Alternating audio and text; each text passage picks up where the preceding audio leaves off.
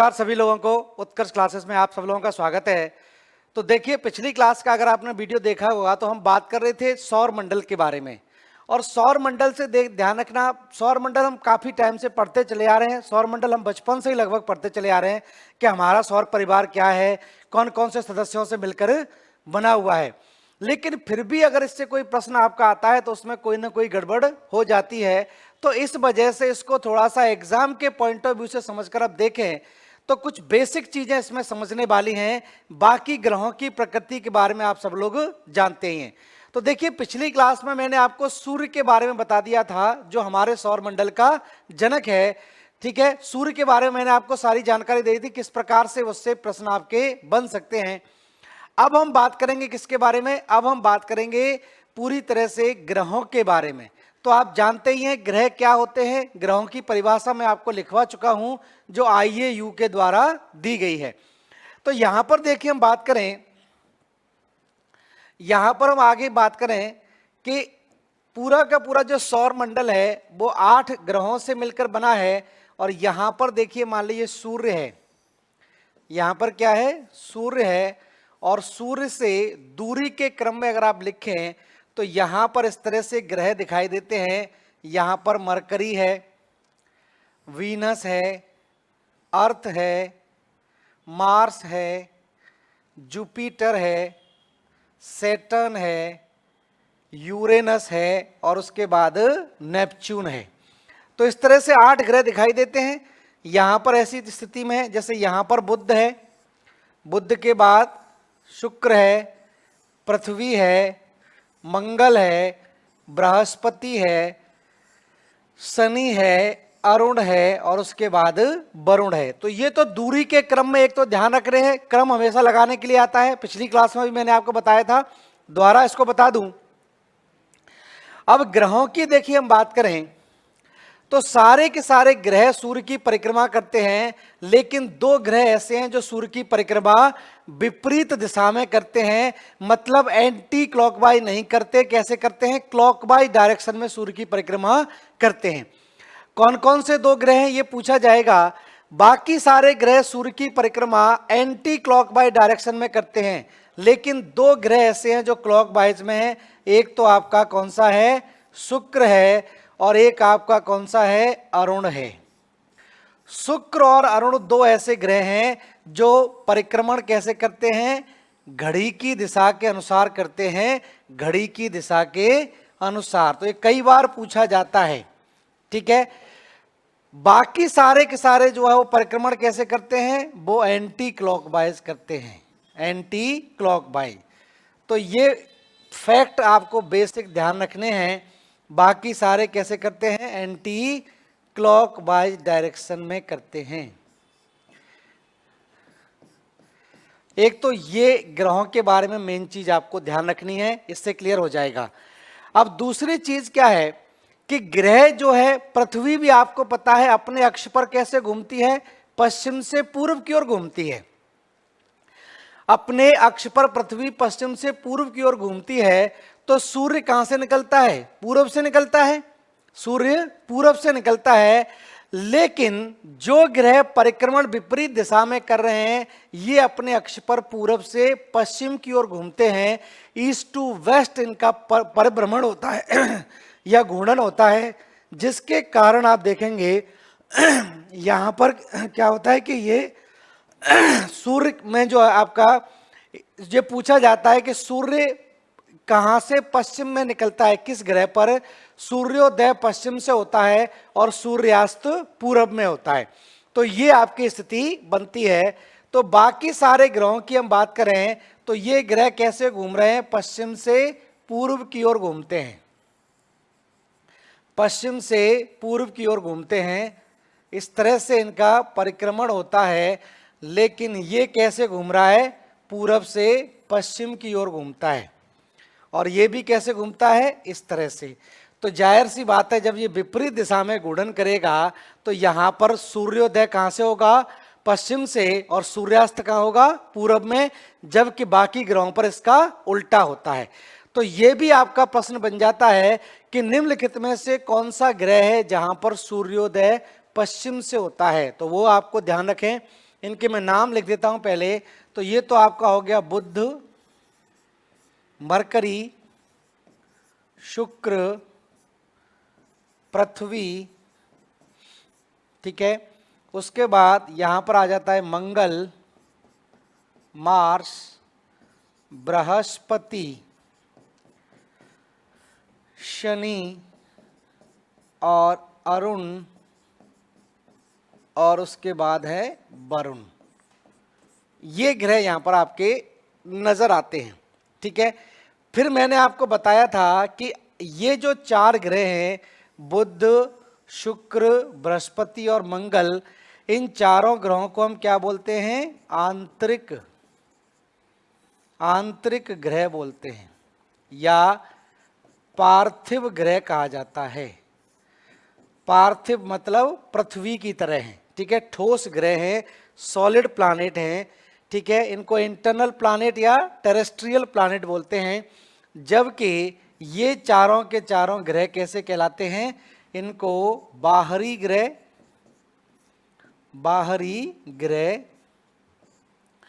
गैसीय ग्रह या जोवियन ग्रह बोलते हैं। जोवियन ग्रह बोलते हैं। तो ये इस तरह से ग्रहों को 2 वर्गों में बांटा गया है। और यहां से प्रश्न भी बन जाते हैं कि पार्थिव और जोवियन ग्रह में अंतर स्पष्ट कीजिए। और इन्हीं दोनों ग्रहों के बीच में यहां पर इस तरह से एस्टेरॉयड बेल्ट पाई जाती है, जिसके बारे में बात हम पहले कर भी चुके हैं। तो यहां पर क्या पाई जाती है? इसको बोलते हैं क्षुद्र ग्रह पेटी या एस्टेरॉयड बेल्ट। ये एक तो ध्यान रखनी है आपको, ठीक है। एस्टेरॉयड बेल्ट यहां पर पाई जाती है। अब बात आती है, देखिए ये सूर्य के चारों तरफ परिक्रमा कर रहे हैं, और सूर्य के चारों तरफ जो इनका परिक्रमण होता है उसमें कितना समय लगता है, कौन सा ग्रह सबसे तेज गति से परिक्रमण पूरा कर लेता है, सबसे कम समय में सूर्य के चारों तरफ परिक्रमा कर लेता है, और कौन सा सबसे ज्यादा समय लगाता है। तो जाहिर सी बात है, जो ज्यादा नजदीक होगा वो जल्दी परिक्रमा पूरी कर लेगा, और दूर होगा उसको ज्यादा समय लगेगा, ठीक है। तो परिक्रमण काल की अगर देखिए बात करें, तो यहां पर कुछ चीजें केवल समझने वाली इतनी हैं कि इसका जो परिक्रमण काल है, बुध का जो परिक्रमण काल है, ये मात्र कितना है? 88 दिन का है।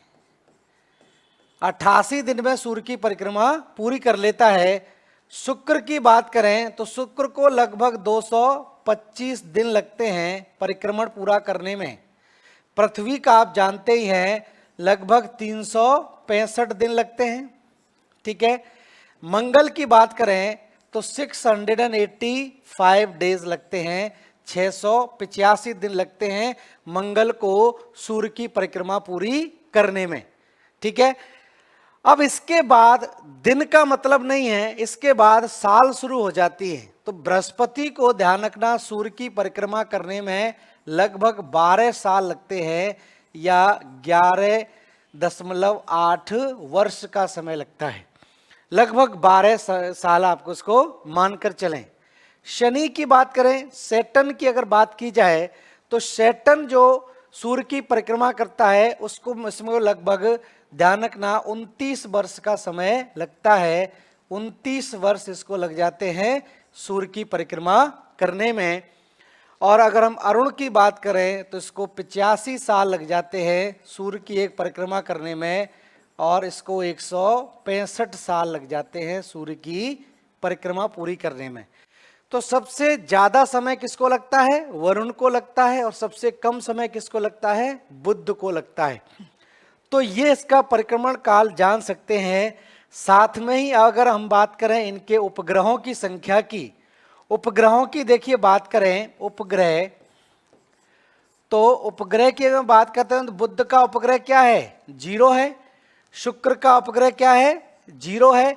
ये 2 उपग्रह ऐसे, ये 2 ग्रह ऐसे हैं जिनका एक भी उपग्रह नहीं पाया जाता है, इनका एक भी उपग्रह नहीं है, ठीक है। तो ये 0 0 वाले हैं, और पृथ्वी की बात करें, पृथ्वी का एक ही उपग्रह है और उसका नाम क्या है? चंद्रमा। मंगल के 2 हैं, फोबोस और डीमोस कहलाते हैं। बृहस्पति की बात करें तो हाल ही में खोजे गए आंकड़ों के अनुसार, हाल ही में जो अंतरराष्ट्रीय खगोल संघ है उसके आंकड़ों के अनुसार अगर देखें तो यहां पर आंकड़ों में थोड़ा सा बदलाव आ गया है। बृहस्पति के उपग्रहों की संख्या 79 है, जबकि शनि के उपग्रहों की संख्या 82 हो चुकी है। तो अब अगर आपसे पूछा जाता है कि सबसे ज्यादा उपग्रहों वाला ग्रह कौन सा है, तो वो ग्रह कौन सा होगा? शनि होगा। तो सबसे ज्यादा उपग्रहों वाला ग्रह शनि है। उसके बाद अरुण के 27 हैं और इसके 14 उपग्रह हैं। तो ये कुछ विशेषताएं आपको साथ में ध्यान रखनी है। एक तो सूर्य से दूरी के क्रम में आपको ध्यान रखना है, दूसरा किसके कितने उपग्रह हैं ये ध्यान रखना है। वहां आंकड़े बदले हैं तो वो भी आपको ध्यान रखना पड़ेगा। और उसके बाद दूरी के क्रम में कौन पार्थिव ग्रह की श्रेणी में आते हैं और कौन जॉबियन ग्रह की श्रेणी में आते हैं, तो ये स्थिति ध्यान रखना। ये चारों ग्रह गैसीय ग्रह कहलाते हैं क्योंकि यहाँ पर गैस ज्यादा मात्रा में है, ठोस कम है। और ये ग्रह जो है वो ठोस ग्रह हैं, पार्थिव मतलब पृथ्वी की तरह ग्रह कहलाते हैं। और बाहर के चारों ग्रह बड़े ग्रह भी कहलाते हैं, जियांट भी इनको कहते हैं, जियांट प्लैनेट, दानव ग्रह भी ये कहलाते हैं। तो इस तरह से इनको थोड़ा सा ध्यान रखें। फिर उसके बाद एक एक करके हम इनके बारे में जानेंगे, ठीक है। तो एक एक करके जान लेते हैं ग्रहों की क्या स्थिति यहां पर बनती है। तो देखिए हम बात करें एक एक ग्रह की, तो सबसे पहले ले लेते हैं बुध। बुध की क्या क्या विशेषता हो सकती है वो हम जान लेते हैं। पहला पॉइंट बुध से बनेगा, सूर्य के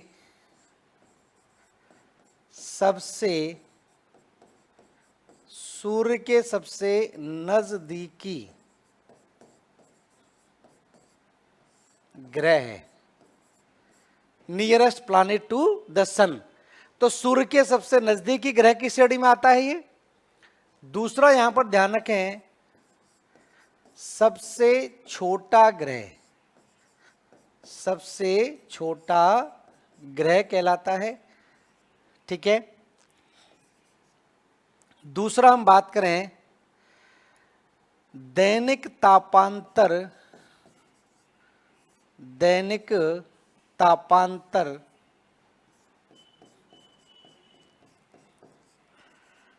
दैनिक तापांतर सर्वाधिक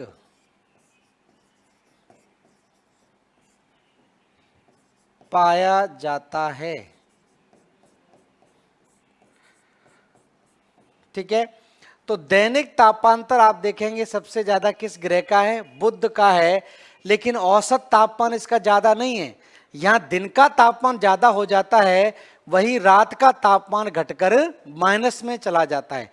तो दैनिक तापांतर इसका सबसे ज्यादा है, दैनिक तापांतर सर्वाधिक पाया जाता है, लगभग 600 डिग्री सेंटीग्रेड। दैनिक तापमान इसका कितना है? 600 डिग्री सेंटीग्रेड इसका दैनिक तापमान पाया जाता है। और तापांतर से मतलब है दिन का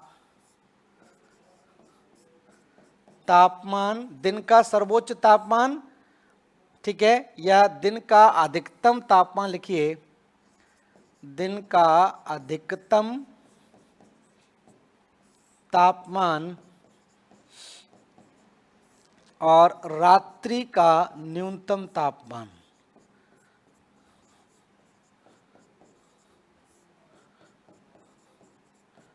इसको अगर देखें, मैक्सिमम और मिनिमम का अंतर आप देखें तो इस ग्रह का सबसे ज्यादा है।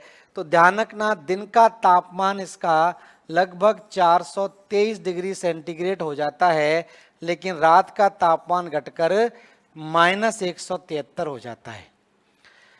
दोनों को जोड़ेंगे तो लगभग कितना हो जाएगा? 600 डिग्री सेंटीग्रेड का अंतर यहां पर आता है। तो तापांतर सबसे ज्यादा ध्यान रखना कौन से ग्रह का होगा?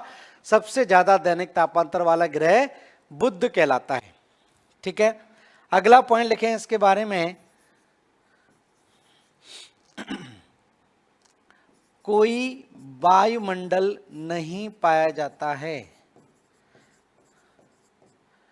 कोई वायुमंडल नहीं है, नो एटमॉस्फियर, और नेक्स्ट लिखें कोई उपग्रह नहीं।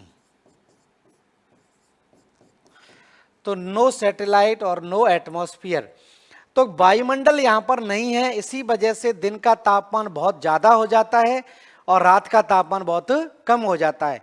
वायुमंडल होगी तो गैसें होंगी, और गैसें होगी तो वो गैसें क्या करेंगी, तापमान को रोकने का काम करेंगी, इसलिए औसत तापमान इसका सबसे ज्यादा नहीं है।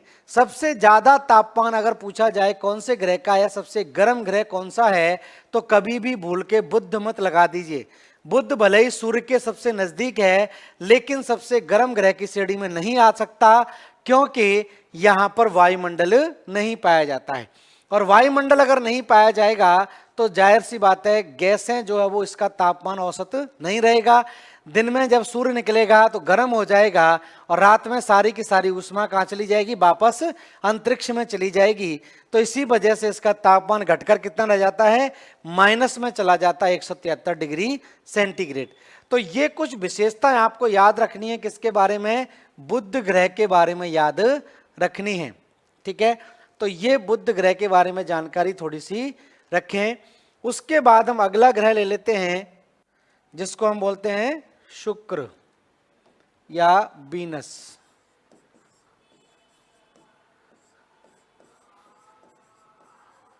तो इसका नाम जो वीनस पड़ा है, इसका मतलब होता है सुंदरता का देवता, सुंदरता का देवता, ग्रीक देवता के नाम पर है, ग्रीक देवता। ठीक है, तो ग्रीक देवता के नाम पर इसका नाम पड़ा है, it is the God of beauty. तो गॉड ऑफ ब्यूटी के नाम से जाना जाता है वीनस या शुक्र जो है। ठीक है, अब इसकी विशेषताएं देखिए, जान लेते हैं क्या क्या हैं। तो पहला पॉइंट इसके बारे में जो बनता है वो लिख लीजिए, सूर्य से दूसरे स्थान पर स्थित है, सूर्य से दूसरे स्थान पर स्थित है। नेक्स्ट लें, सबसे चमकीला ग्रह कहलाता है। ब्राइटेस्ट प्लैनेट अगर पूछा जाए कोई है तो वो कौन सा है, शुक्र कहलाता है। तो सबसे चमकीला ग्रह ध्यान रखें। दूसरा, सबसे गर्म ग्रह भी ध्यान रखें, सबसे गर्म ग्रह है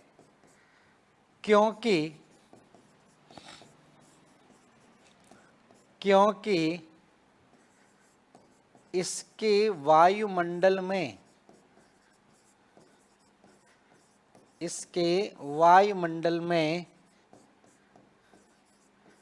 90 से 95% CO2 गैस पाई जाती है।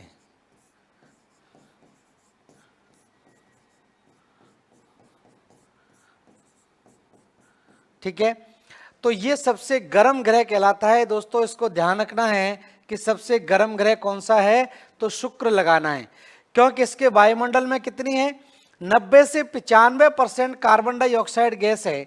और कार्बन डाइऑक्साइड गैस ही गैस होती है, ग्रीन हाउस गैस होती है। और ग्रीन हाउस गैसें क्या करती हैं, सौर विकिरण को अवशोषित करने का काम करती हैं। तो यहां पर जब इतनी ज्यादा मात्रा में कार्बन डाइऑक्साइड है, पृथ्वी पर आप देखेंगे कितनी है, मात्र 0.03% कार्बन डाइऑक्साइड है, जो 0.4 तक हो चुकी है। ठीक है, उसी की वजह से आप देख रहे हैं चारों तरफ क्या है, ग्लोबल वार्मिंग, ग्लोबल वार्मिंग की आप सुनते रहते हैं, हल्ला मचा रहता है।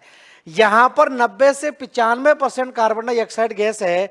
तो ध्यान रखें, इतनी ज्यादा गैस पाए जाने से क्या होता है कि यहां पर बहुत ज्यादा तापमान हो जाता है।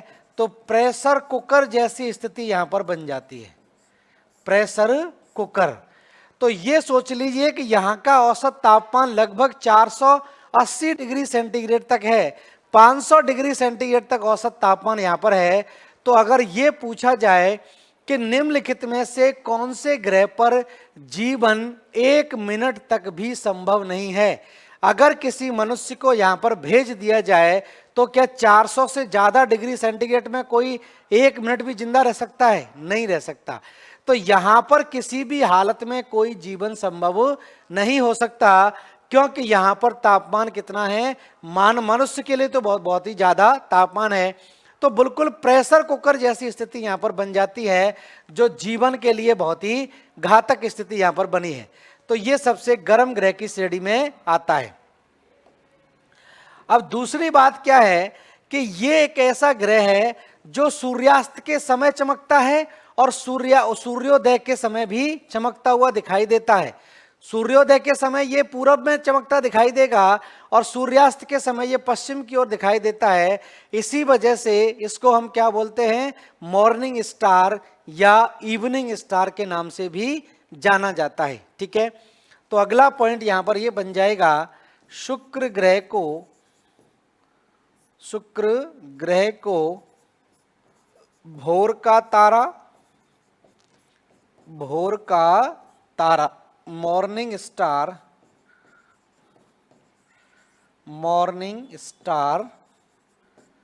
तथा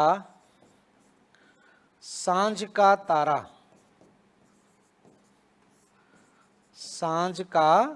तारा या इवनिंग स्टार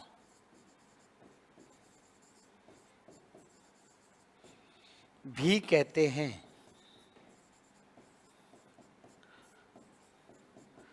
तो मॉर्निंग स्टार और इवनिंग स्टार के नाम से भी जाना जाता है शुक्र। तो ये भी थोड़ा सा ध्यान रखें, कभी कभार ऐसे भी प्रश्न बन जाता है कि निम्नलिखित में से कौन से तारे को भोर का तारा या सांझ का तारा कहा जाता है, इवनिंग स्टार कहा जाता है। तो ये कौन सा होगा, शुक्र आपका कहलाता है।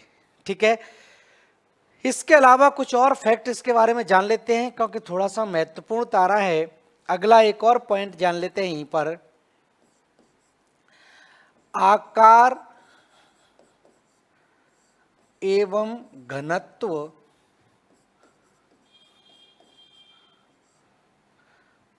पृथ्वी के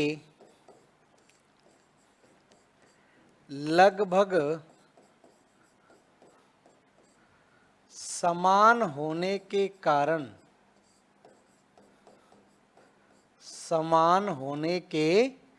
कारण इसे पृथ्वी का जुड़वा ग्रह भी कहा जाता है।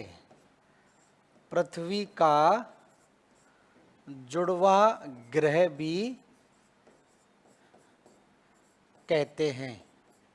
ठीक है, तो ध्यान रखना इसको, पृथ्वी का जुड़वा ग्रह द ट्विन स्टार भी, ट्विन प्लैनेट भी कहा जाता है। तो पृथ्वी का जुड़वा ग्रह या ट्विन प्लैनेट या सिस्टर प्लैनेट, इन नामों से भी इसको जाना जाता है। तो ये भी ध्यान रखें कि किस ग्रह को पृथ्वी का जुड़वा ग्रह कहते हैं, शुक्र ग्रह को कहते हैं। ये चीज ध्यान रखनी पड़ेगी।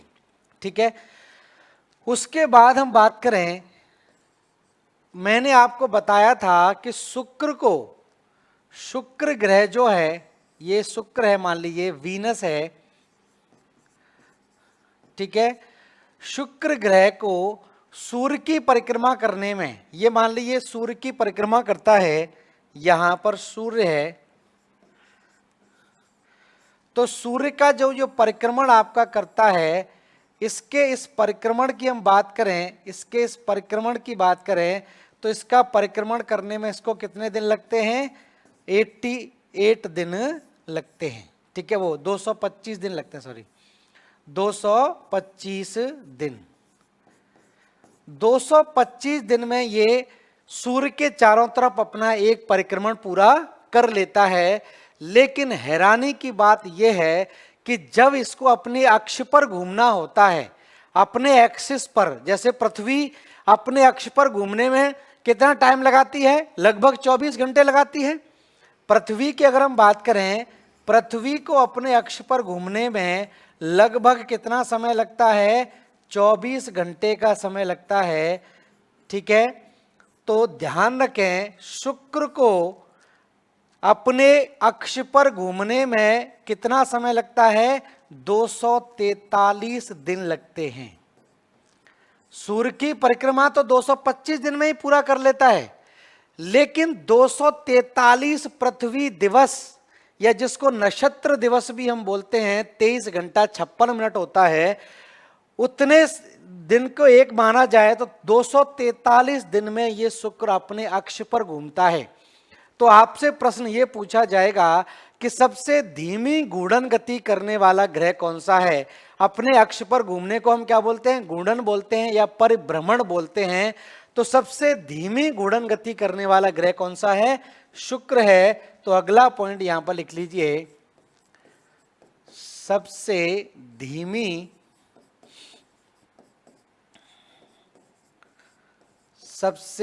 धीमी घूर्णन गति करने वाला ग्रह,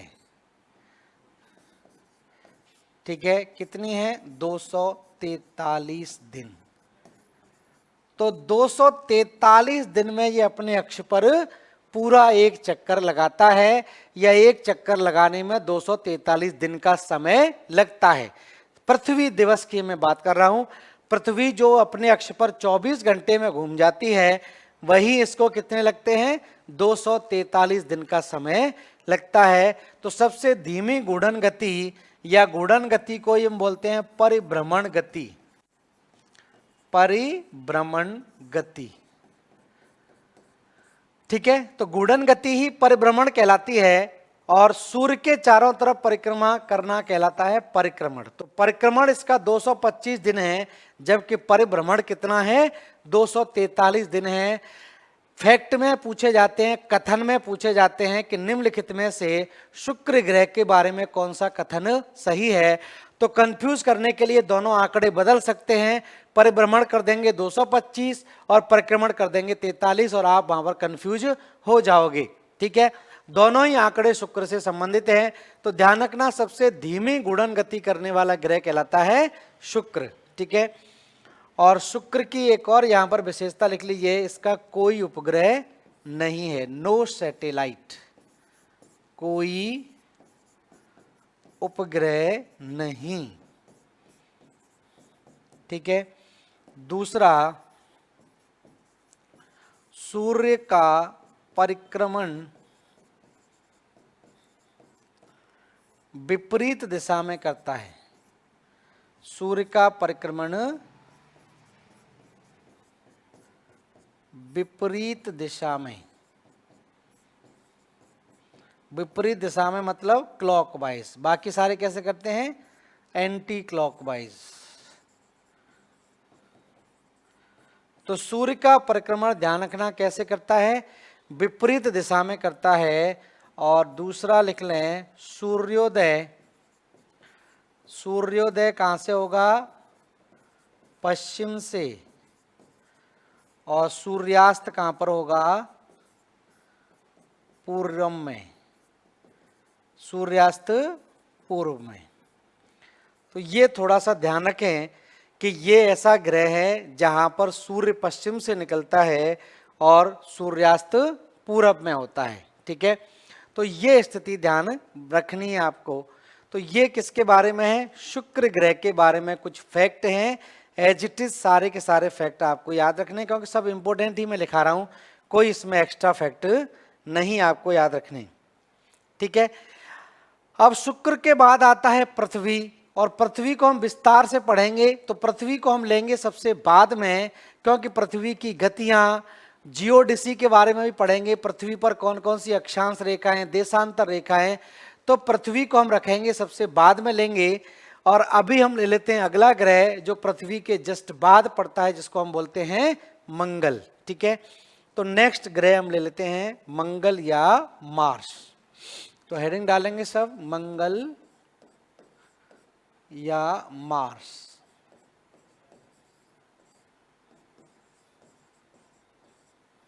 ठीक है, मार्स ग्रह से क्या क्या फैक्ट बनते हैं वो हम जान लेते हैं।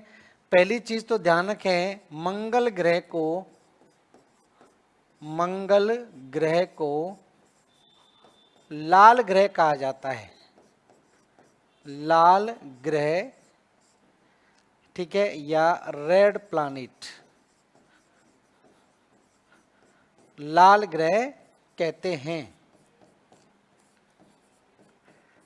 ठीक है, क्यों कहते हैं लाल ग्रह? क्योंकि यहां की जो मिट्टी है, इसकी सतह पर जो मृदा पाई जाती है, उस मृदा में क्या है, आयरन ऑक्साइड की अधिकता पाई जाती है। तो लाल ग्रह इसको क्यों कहा जाता है? लाल ग्रह इसको ध्यान रखना, आयरन ऑक्साइड की अधिकता के कारण कहा जाता है। आयरन ऑक्साइड, आयरन ऑक्साइड की अधिकता के कारण।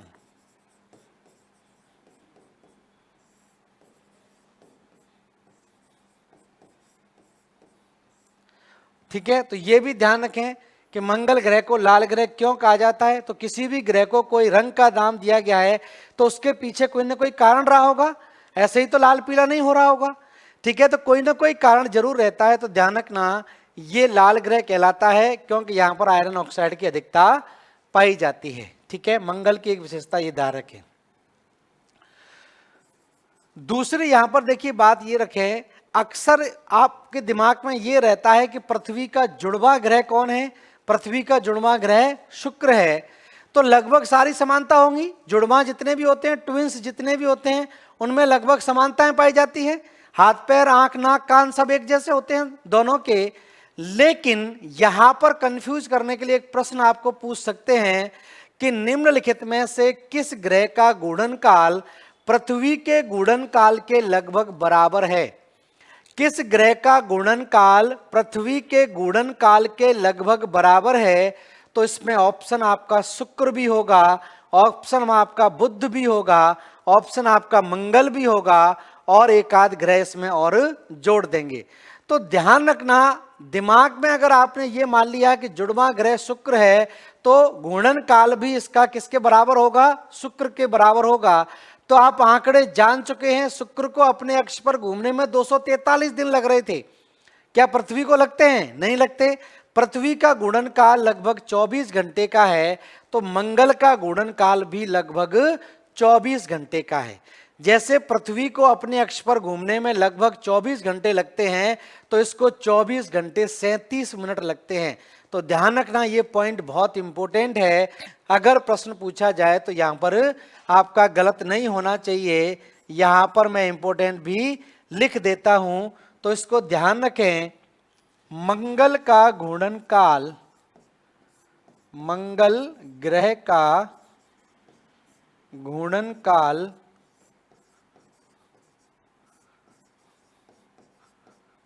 या परिभ्रमण काल या रोटेशनल टाइम, परिभ्रमण काल पृथ्वी के घूर्णनकाल के, पृथ्वी के घूर्णनकाल के लगभग बराबर है, लगभग बराबर है। तो पृथ्वी के घूर्णनकाल के लगभग बराबर है। फॉर एग्जाम्पल, घूर्णनकाल की यहां पर हम बात कर रहे थे, घूर्णनकाल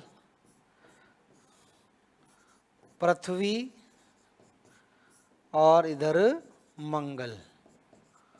ठीक है, तो पृथ्वी का घूर्णनकाल आप जानते ही हैं कितना है, 23 घंटे और 56 मिनट है।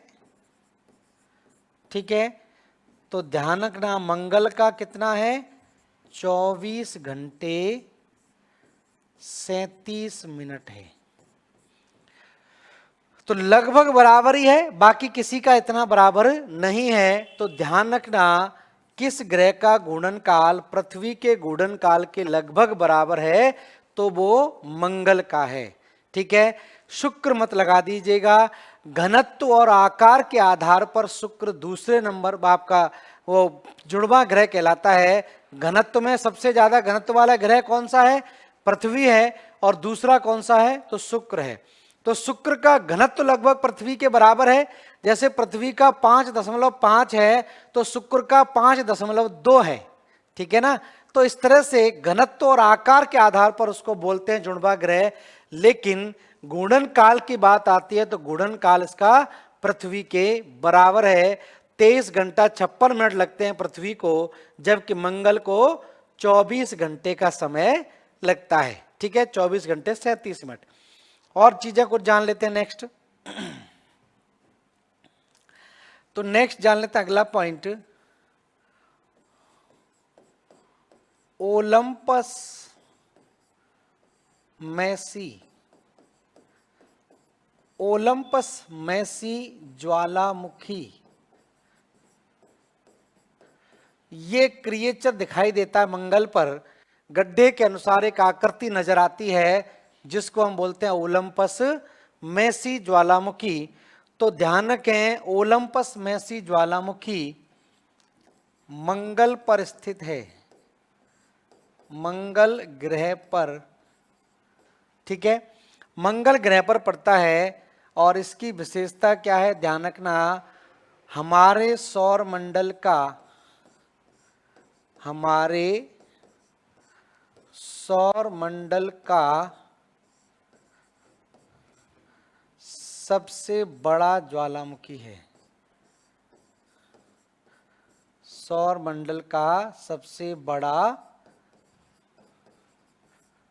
ज्वालामुखी। ठीक है, तो सौर मंडल पर जितने भी ग्रह हैं उन पर जो ज्वालामुखी दिखाई देते हैं या क्रेटर दिखाई देते हैं, उनमें सबसे बड़ा दिखाई देता है कौन सा? ओलंपस मैसी। तो सीधा आपसे पूछा जाएगा कि ओलंपस मैसी ज्वालामुखी निम्नलिखित में से कौन से ग्रह पर है? तो मंगल ग्रह आपको ध्यान रखना है। ये भला ही ध्यान में रखना कि सौर मंडल का सबसे बड़ा ज्वालामुखी कौन सा है, तो ये ध्यान रखना ओलंपस मैसी है। दूसरा एक और क्रिएचर यहां पर नजर आता है, इसको हम बोलते हैं निक्स ओलंपिया। निक्स ओलंपिया, निक्स ओलंपिया, NIX। एक और फीचर यहां पर दिखाई देता है, इसको बोलते हैं निक्स ओलंपिया। और निक्स ओलंपिया ध्यान रखना क्या है? एक पर्वत है।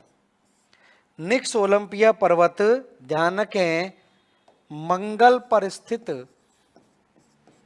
मंगल ग्रह पर स्थित, मंगल ग्रह पर स्थित माउंट एवरेस्ट से, माउंट एवरेस्ट से 3 गुना बड़ा,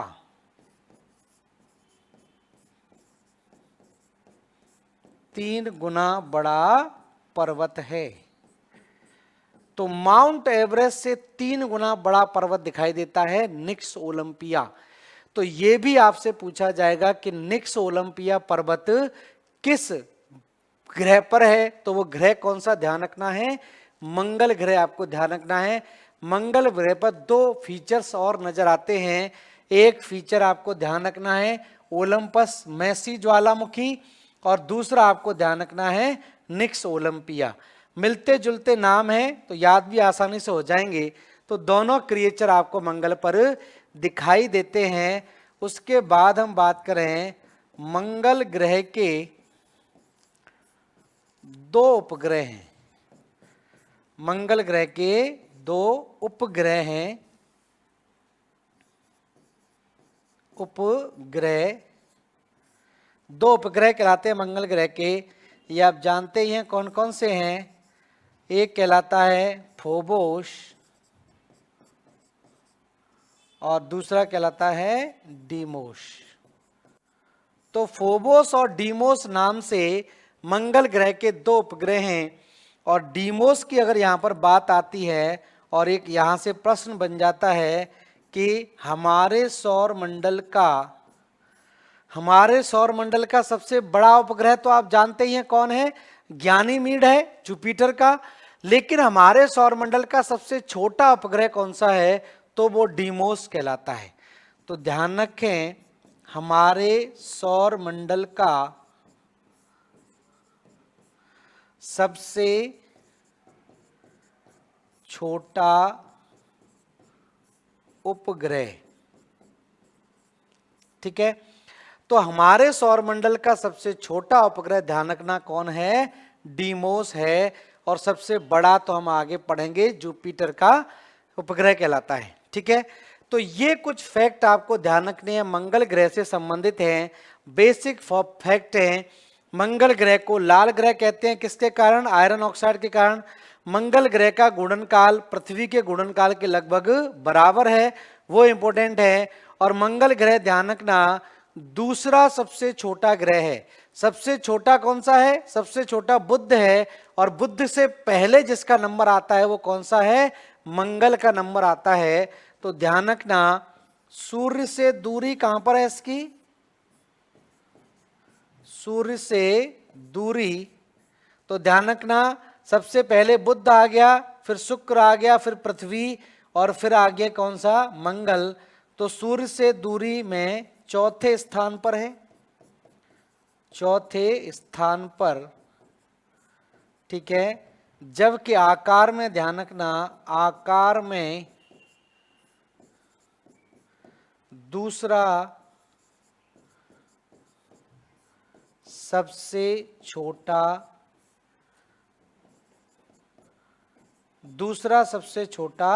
ग्रह। तो दूसरा सबसे छोटा ग्रह है, बुध से ठीक बड़ा अगर ग्रह कौन सा है तो वो आपका मंगल है, ठीक है। मैंने बताया भी था आपको कि सबसे बड़ा ग्रह बृहस्पति है, बृहस्पति के बाद शनि है, शनि के बाद अरुण है, अरुण के बाद वरुण है, पांचवें नंबर का सबसे बड़ा ग्रह पृथ्वी कहलाता है, फिर शुक्र कहलाता है, फिर आपका बुध पृथ्वी कहलाता है, ठीक है। पृथ्वी के बाद शुक्र आ जाता है, शुक्र के बाद मंगल आ जाता है, और मंगल के बाद कौन आता है, मरकरी आता है। तो बुध से ठीक बड़ा ग्रह आपका कौन सा है, यही ग्रह है। तो इसको थोड़ा सा ध्यान रखें। तो ये मंगल से संबंधित फैक्ट यहां पर हमने जान लिए। अब हम चले जाते हैं बाहरी ग्रहों की ओर। मंगल के बाद क्या है, बाहरी ग्रह आ जाते हैं, जिसके बाद आ जाता है आपका जुपिटर या बृहस्पति। तो नेक्स्ट लिखें अगला ग्रह बृहस्पति या जुपिटर। तो बृहस्पति और जुपिटर की देखिए यहां पर बात करें तो सिंपल सी बात यह है कि बृहस्पति ध्यान रखना मंगल तथा मंगल ग्रह तथा बृहस्पति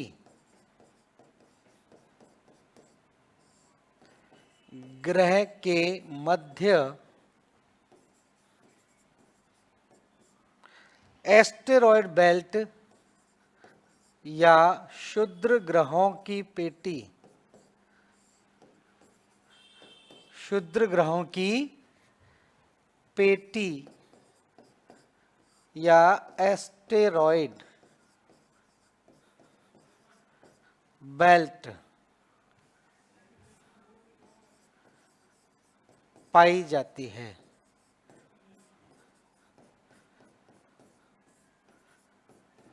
ठीक है, तो ध्यान रखना एस्टेरॉयड बेल्ट भी पूछी जाती है, या एस्टेरॉयड शुद्ध ग्रहों की पेटी किन दो ग्रहों के बीच में है या क्या है। तो वे खगोलीय पिंड जो मंगल और बृहस्पति के बीच में पाए जाते हैं उनको एस्टेरॉयड ही कहा जाता है। तो एक तो ये ध्यान रखें, दूसरा इसकी विशेषता ये है, बृहस्पति लिख लेना सबसे बड़ा ग्रह है, सबसे बड़ा ग्रह कहलाता है, लार्जेस्ट प्लैनेट। सूर्य से सूर्य से 5वें स्थान पर स्थित है, 5वें स्थान पर स्थित है। तो सूर्य से 5वीं पोजीशन पर आता है मरकरी, वीनस, अर्थ और उसके बाद मार्स और उसके बाद आपका कौन सा आ जाएगा, जुपिटर आ जाता है। तो सूर्य से 5वें स्थान पर है। दूसरी इसकी हम बात करें तो इसकी सबसे महत्वपूर्ण विशेषता जो आपके एग्जाम से है, सबसे तेज घूर्णन गति करने वाला ग्रह कहलाता है, सबसे तेज घूर्णन गति करने वाला ग्रह। ठीक है, तो अपने अक्ष पर अगर कोई ग्रह सबसे तेज घूमता है तो वो ग्रह ध्यान रखना कौन सा है, वो ग्रह आपका बृहस्पति है। जहां पृथ्वी को अपने अक्ष पर घूमने में 24 घंटे का समय लगता है, वहीं ये अपने अक्ष पर लगभग 10 घंटे में परिक्रमण पूरा कर लेता है। तो इसको कितना समय लगता है, लगभग 10 घंटे या 9 घंटे 56 मिनट का समय लगता है, लेकिन लगभग 10 घंटे ध्यान रखें। तो 10 घंटे में ही ये अपने अक्ष पर पूरा एक चक्कर लगा लेता है। तो सबसे तेज घूर्णन गति करने वाला ग्रह है। तो इसमें क्या होगा, 5 घंटे दिन और 5 घंटे रात की स्थिति बनती है। तो सबसे तेज घूर्णन गति करता है बृहस्पति, सबसे तेज घूर्णन गति करने वाला ग्रह। और बृहस्पति का जो परिक्रमण काल है, परिक्रमण काल, तो ये लगभग कितना है, 11.8 वर्ष का समय लगता है, या ये कहें लगभग 12 वर्ष।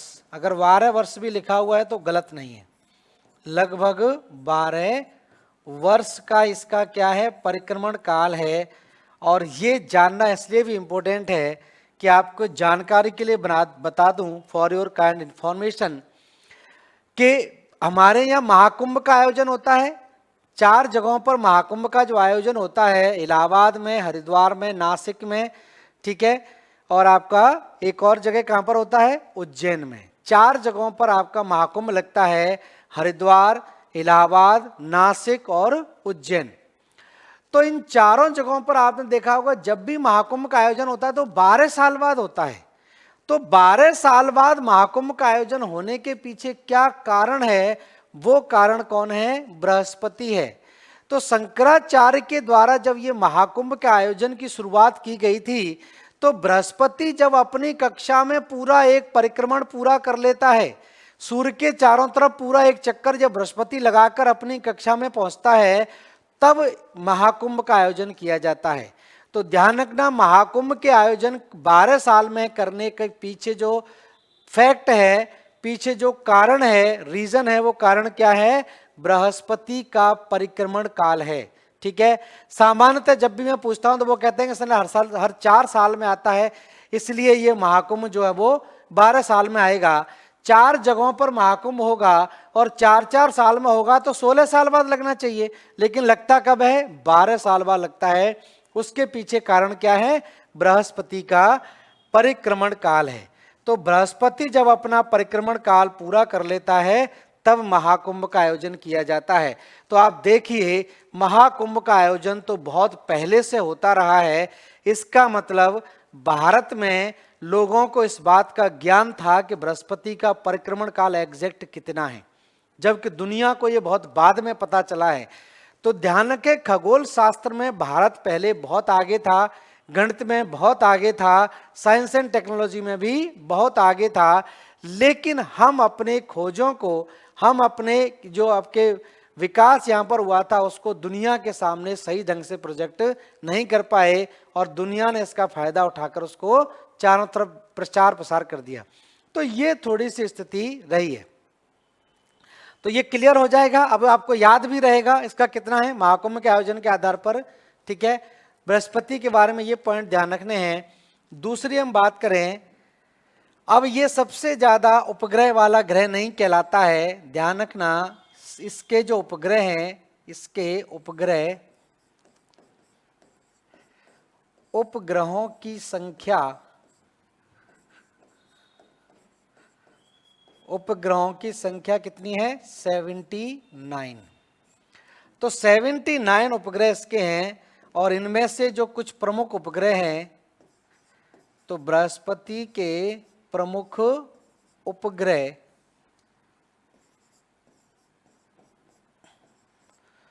तो बृहस्पति के प्रमुख उपग्रह की बात करें तो इन उपग्रहों में आप देखेंगे सबसे इंपॉर्टेंट है ज्ञानीमीड। ज्ञानीमीड, ठीक है, यूरोपा,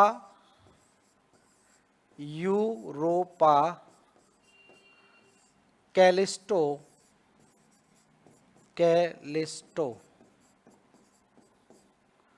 आदि। तो इस तरह ध्यान रखें, सबसे इंपॉर्टेंट है, ये तीन बड़े भी हैं और ये महत्वपूर्ण भी हैं। तो इसके प्रमुख उपग्रहों की बात करें तो उसमें ज्ञानीमीड, यूरोपा और कैलिस्टो का नाम आता है।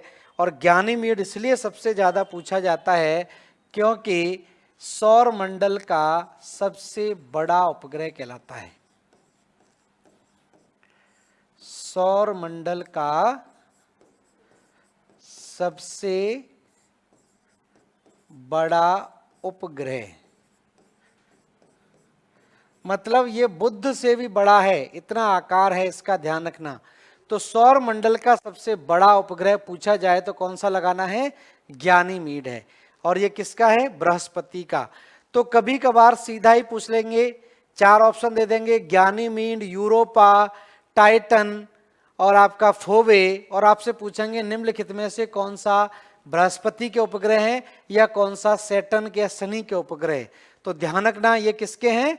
ये आपके कहलाते हैं बृहस्पति के। तो बृहस्पति के प्रमुख उपग्रहों को आपको ध्यान रखना है, ज्ञानीमीड, यूरोपा और कैलिस्टो, जो सौरमंडल का सबसे बड़ा उपग्रह कहलाता है ज्ञानीमीड। तो ये फैक्ट इसके बारे में थोड़ा सा आपको याद रखना है, ठीक है। उसके बाद हम बात करें अगले उपग्रह की, तो ये कहलाता है आपका शनि या सैटर्न, ठीक है, शनि या सैटर्न कहलाता है। और शनि या सैटर्न को आपको पता होगा, ध्यान रखना, पीला ग्रह कहा जाता है। इसको क्या बोलते हैं हम? पीला ग्रह। क्यों बोलते हैं? क्योंकि अमोनिया तथा मीथेन गैस की अधिकता के कारण, मीथेन गैस की अधिकता। तो ध्यान रखें, अमोनिया और मीथेन गैस की अधिकता के कारण ये कैसा ग्रह कहलाता है? पीला ग्रह कहलाता है, या येलो प्लैनेट कहलाता है, येलो प्लैनेट।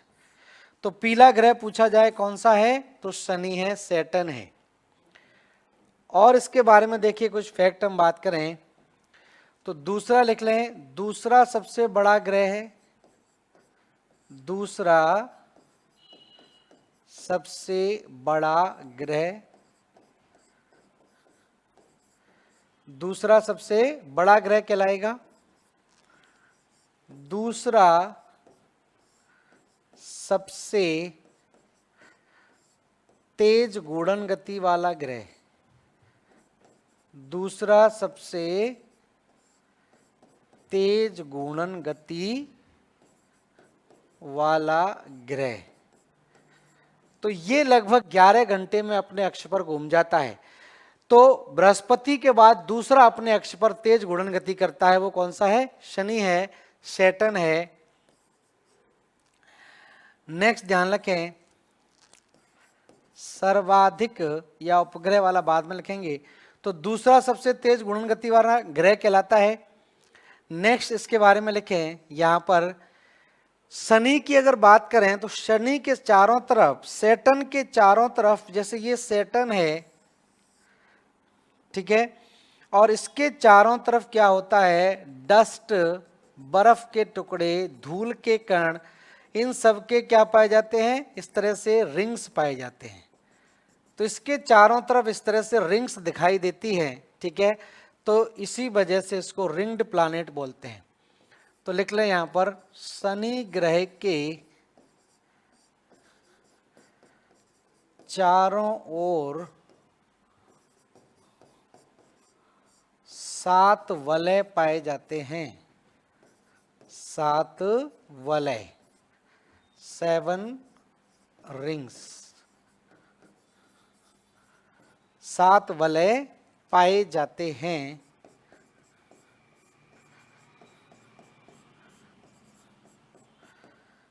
इसलिए इसे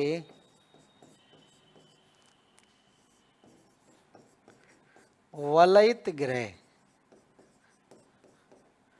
इसलिए इसे वलयित ग्रह या रिंग्ड प्लैनेट,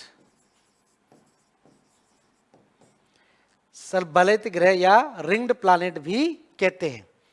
ठीक है, रिंग्ड प्लैनेट कहते हैं। दूसरा, अब इसके चारों तरफ चट्टानों के टुकड़े, बर्फ के टुकड़े, धूल के कणों की एक श्रृंखला इस तरह से पाई जा रही है। तो ये एक ऐसा लगता है कि खुद में छोटा सा क्या है, गैलेक्सी है। भाई गैलेक्सी भी क्या होती है, तारों के झुंड हैं जो परिक्रमण कर रहे हैं इस तरह से। तो उसी तरह की स्थिति यहां पर बनती है। तो अगर आपसे पूछा जाए कि ध्यान रखना किस ग्रह को गैलेक्सी नुमा ग्रह भी कहा जाता है, तो ध्यान रखना शनि ग्रह को गैलेक्सी नुमा ग्रह भी कहते हैं।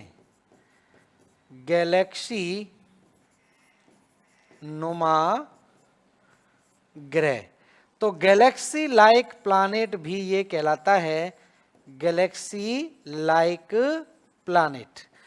तो गैलेक्सी नुमा ग्रह अगर हम कहेंगे किसी को, तो वो ग्रह कौन सा कहलाएगा, शनि या सैटर्न ग्रह आपका गैलेक्सी नुमा ग्रह के नाम से भी जाना जाता है। ठीक है, उसके बाद कुछ पॉइंट इसके बारे में और लिख लेते हैं। जैसे सबसे अधिक उपग्रहों वाला ग्रह हो चुका है अब ये, सबसे अधिक उपग्रहों वाला ग्रह कितने हो गए, 82। तो सबसे अधिक उपग्रहों वाला ग्रह कहता है, और इसके प्रमुख उपग्रह हैं, इसके प्रमुख उपग्रह, इसके प्रमुख उपग्रहों में आपको ध्यान रखना है, सबसे इंपॉर्टेंट है टाइटन। ठीक है, टाइटन ध्यान रखें, फोबे, फोबे, फोबे ध्यान रखें। ठीक है, टाइटन है, फोबे है, ये इसके प्रमुख उपग्रह हैं। और टाइटन की बात करें, टाइटन का जो आकार है वो बुध ग्रह के लगभग बराबर है।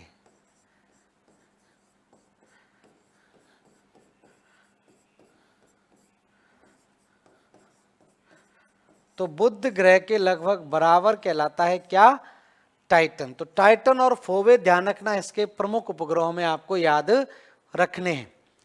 तो ये तो बात हो गई कुछ ग्रहों की जो हमने आज बात कर ली। किसके बारे में, मरकरी के बारे में हमने बात की, आपके शुक्र के बारे में हमने बात की, मंगल के बारे में, बृहस्पति के बारे में। ठीक है, और उसके बाद सैटर्न के बारे में। तो ये मेन उपग्रह हैं। इसके बाद कुछ उपग्रह और बचे हुए हैं, उसको हम बात करेंगे नेक्स्ट क्लास में। आज के लिए हम इतना ही रहने देते हैं। अगली क्लास में हम बात करेंगे किसके बारे में, अन्य बचे हुए उपग्रहों के बारे में। तो धन्यवाद सभी लोगों को जुड़ने के लिए। नमस्कार सभी लोगों को।